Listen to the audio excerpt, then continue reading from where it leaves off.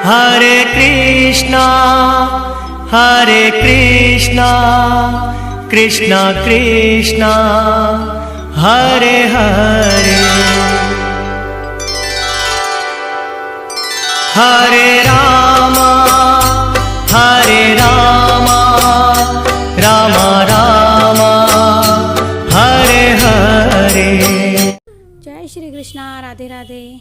कैसे हैं आप सब लोग? आशा रखती हूँ अच्छे होंगे। स्वागत करती हूँ आप सभी लोगों का लड्डू गोपाल जी की सेवा ज्ञान भक्ति चैनल में। आज हम बात करेंगे कजरी तीज के बारे में, जो कि है 6 अगस्त यानी कि आज बृहस्पतिवार को। तो कजरी तीज जो थी हमारी तृतीया तिथि थी, वो प्रारंभ हो गई थी 5 अगस्त को ही, ठीक है। और जो समाप्त होगी वो 7 अगस्त को समाप्त होगी।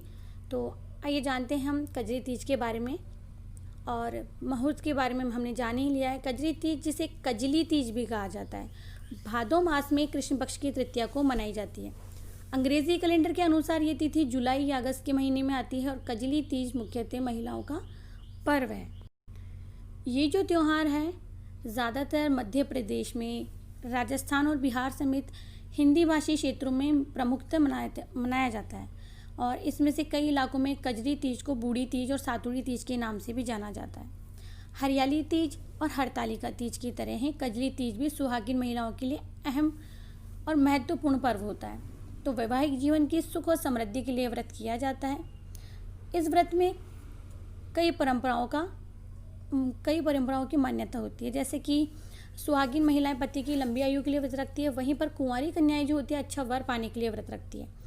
कजरी तीज पर जौ, गेहूं, चने और चावल के सत्तू से मिष्ठान बनाए जाते हैं। मेवा मिलाकर तरह तरह के पकवान बनाए जाते हैं और चंद्रोदय के बाद में भोजन करके व्रत तोड़ा जाता है।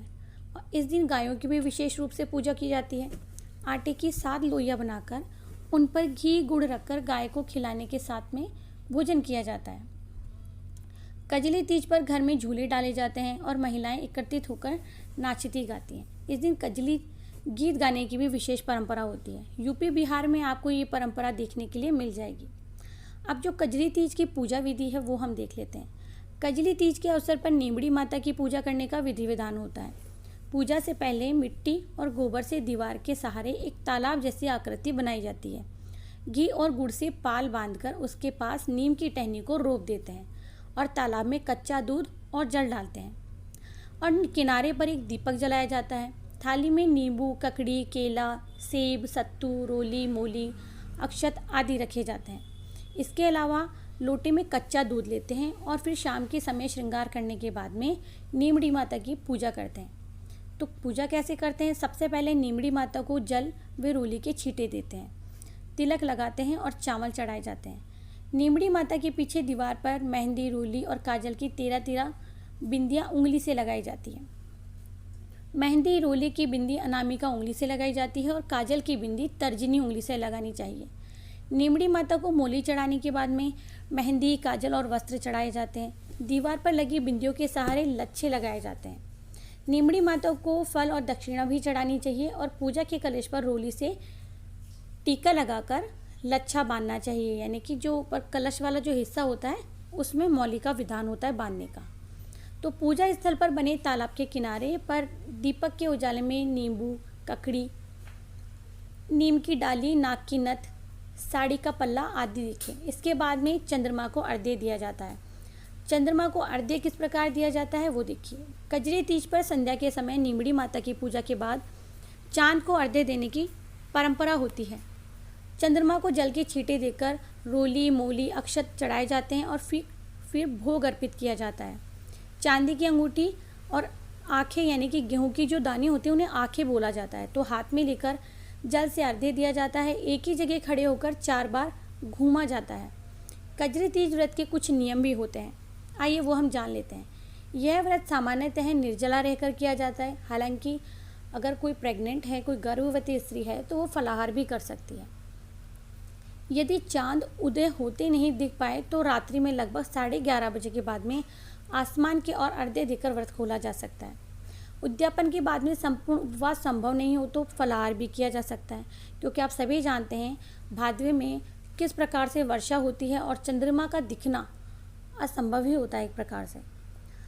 तो उपरोक्त विधि विधान के अनुसार कजरी तीज का व्रत रखने से सौभाग्यवती स्त्री के परिवार में सुख समृद्धि की वृद्धि होती है, खुशहाली आती है और कुंवारी कन्याओं को अच्छे वर की प्राप्ति होती है। भाई हमारे यहाँ तो ऐसा होता है कि अगर चंद्रमा दिखाई नहीं देता तो हम लोग तो सो जाते हैं और सुबह में जब सूर्योदय हो जाता है उसको नहा के अर्घ्य देने के बाद में फिर व्रत खोला जाता है। आपके यहाँ जिस प्रकार से परंपरा है आप उस प्रकार से व्रत करें। देखिए, कजली तीज के दिन माता पार्वती और भगवान शिव के भी जो स्वरूप है उनका भी पूजा का विधान होता है। तो भगवान शिव और जो पार्वती माता हैं उनकी भी पूजा करनी चाहिए। कई जगह पर क्या होता है, कुंवारी कन्याएं जो होती हैं इनका व्रत करती हैं और मंदिर में जाकर पूजा भी करके आती हैं। तो पूजा में 16 श्रृंगार की सामग्री रखी जाती है, वो आप सभी जानते हैं, लेकिन फिर भी मैं एक बार रिपीट कर देती हूँ कि इसमें मेहंदी, अगरबत्ती, हल्दी, कुमकुम, सत्तू, फल, मिठाई, वस्त्र और जो 16 श्रृंगार की सामग्री होती है वो ये सब चीज़ें रखी जाती है। तो आप ध्यान रखिएगा। और जो महिलाएं ज़्यादातर बीमार रहती हैं वो उद्यापन करने के बाद में फलाहार से व्रत रख सकती हैं। तो क्योंकि आजकल आप जानते हैं ये अभी किसी को बीपी लो होता है, किसी को माइग्रेन होता है, किसी को क्या होता है, मतलब कहीं ना कहीं अगर कोई निर्जला नहीं रह पाता है तो फलाहार वाला व्रत भी रख सकते हैं, कोई प्रॉब्लम नहीं है। और देवी पार्वती की जो प्रतिमा है आपके घर में, तो आप कोशिश ये कीजिए कि वहाँ जो मंदिर है आपका घर का, आप उसमें शयन करें उस दिन। तो इस तरह जो कजली तीज जो करते हैं उन्हें ऐसा बोला जाता है, जो कजली तीज करते हैं उन्हें वाजपेयी यज्ञ का फल प्राप्त होता है और वर्षों तक स्वर्ग में आनंद पूर्वक रहने का अवसर प्राप्त होता है। अगले जन्म में व्रत से प्रभाव से संपन्न परिवार में जन्म भी मिलता है और जीवन साथी का वियोग भी नहीं होता। तो ये है कुछ कजली तीज को लेकर के मान्यता है। तो कजली तीज की जो तिथि होती है ना, उससे पहले ही आपको कुछ खा पी लेना चाहिए। क्या होता है कि कभी कभार, जैसे कि मैंने बताया, कुछ महिलाएं उपवास नहीं कर पाती हैं तो उनको पहले से ही कुछ ना कुछ खा पी लेना चाहिए तीज की जो तिथि होती है वो शुरू होने से पहले। या फिर कई लोग, आजकल का जो आधुनिक युग है इसमें लोग जिम वगैरह जाते हैं, योगा करते हैं, सैर करते हैं, जॉगिंग करते हैं। तो व्रत वाले दिन आप ये सब चीज़ें ना ही करें तो अच्छा है। हल्के फुल्के एक्सरसाइज आप कर सकते हैं। कहीं कहीं पर इस प्रकार का विधि विधान होता है कि इस दिन केवल हरी चूड़ियाँ और हरे वस्त्र ही पहने जाते हैं। आपके यहाँ जिस प्रकार का चलन है आप उस प्रकार से करें। और हो सकता है आप अपने रिलेटिव से या शहर से कहीं बाहर रहते हैं, तो ऐसे में आप शिव पार्वती की मंदिर में जाकर भी पूजा कर सकते हैं। तो मैंने पूरी कोशिश की है कि मैं आपको इस एक ही वीडियो में बता सकूँ, सारी जानकारी दे सकूँ।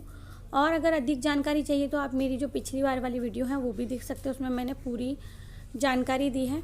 भगवान शिव के मंत्रों का जाप आप कर सकते हैं पूरे दिन उपवास के दौरान। तो अगर आप लोगों को वीडियो पसंद आता है तो प्लीज़ वीडियो को लाइक करें, चैनल को सब्सक्राइब करें, फ्रेंड्स फैमिली में शेयर करना बिल्कुल भी ना भूलें। मिलते हैं नेक्स्ट वीडियो में कोई भी प्यारा सा टॉपिक लेकर के। तब तक के लिए विदा। जय श्री कृष्णा, राधे राधे।